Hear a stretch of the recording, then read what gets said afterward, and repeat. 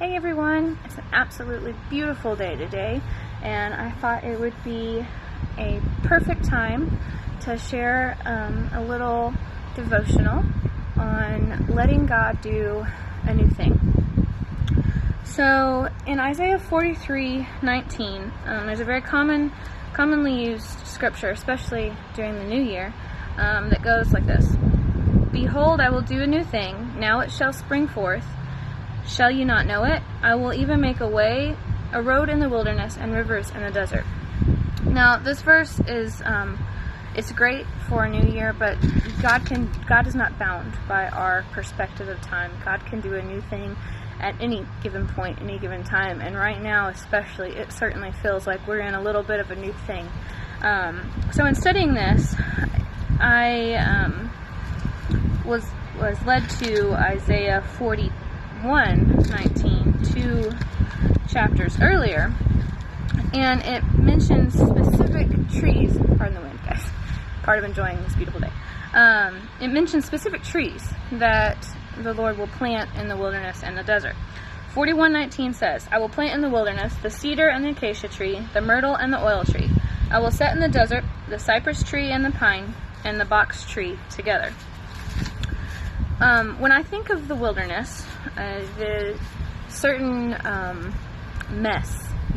natural mess comes to mind. It's very cluttered and crowded. One of the Land Bureau statistics for a spot of land to be considered a wilderness is it's very large. There's a set acres, but I can't remember what it was, but it's very large, and it's also almost 100% uninhabited or untouched by man. When you think of the desert, you think of a dry and barren place, little to no cover, little to no nutrients, and both places are very difficult places to seek growth and natural flourishment. So it's no coincidence that specific types of trees are mentioned 2 chapters prior in 41:19. So to dig in a little bit to the trees mentioned for being planted in the wilderness: the cedar, acacia, myrtle, and olive. These trees all require a lot of space. They grow big and beautiful. They need space to be able to grow and flourish. And there's not a lot of habitable, flourishable space in the wilderness. Next, you see in the desert, trees mentioned cypress, plane, and pine. These type of trees require a lot of nutrients. They need nutrients to be able to grow and become the trees they were meant to be. So it's not a coincidence that these types of trees are almost paradoxical to the location that is mentioned they will be placed. The key here, and what I really want to dig into, is letting God do a new thing. In order to let God do a new thing, we have to learn to trust. We have to learn to trust Him. And we will find peace in that process. Because the truth of the matter is, if we're going to let God do a new thing, if we're going to grow and flourish into that new thing that He has promised, we have to trust Him.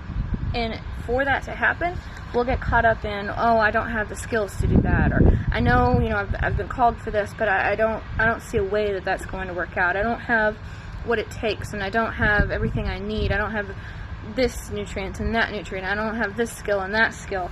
But when God's going to do a new thing, our environment does not matter. Where we are, as long as we're in trusting in God, He can do the miraculous. He can do the new thing.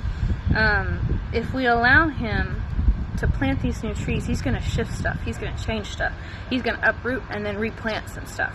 And that process may not be the most comfortable. And especially, in the times we're in right now, a lot of stuff has been shifted and changed and uprooted. Things have been canceled. Things have been paused. The whole world is seemingly at this pause, this time of stillness. And when we find our true trust in God, there is no place for worry in the stillness. But this wilderness can become a place of beauty if we allow it. If we allow God to do what He has started and what He has placed in us.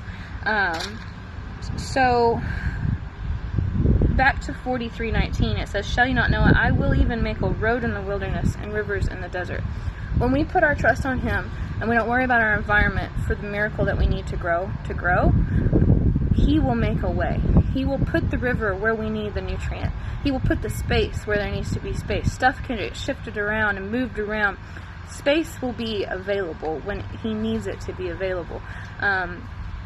The verse says His ways are our ways and His thoughts are our thoughts. They're much higher than ours.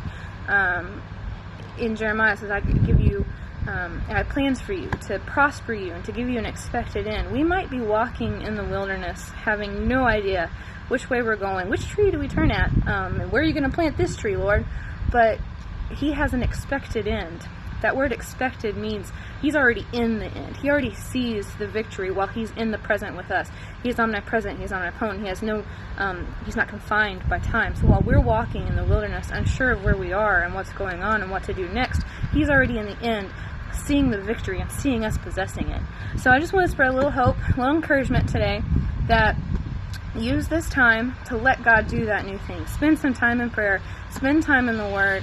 Since our schedules have been shifted and changed and realigned, use that time to now be able to refocus on Him and on His peace. My peace I leave with you, my peace I give you, not as the world giveth, give I unto you. Let not your heart be troubled. Don't let these things worry you. Just trust in the Lord. Walk in Him and find peace knowing that He's doing a new thing and He already knows the victory in the end if we just walk in Him.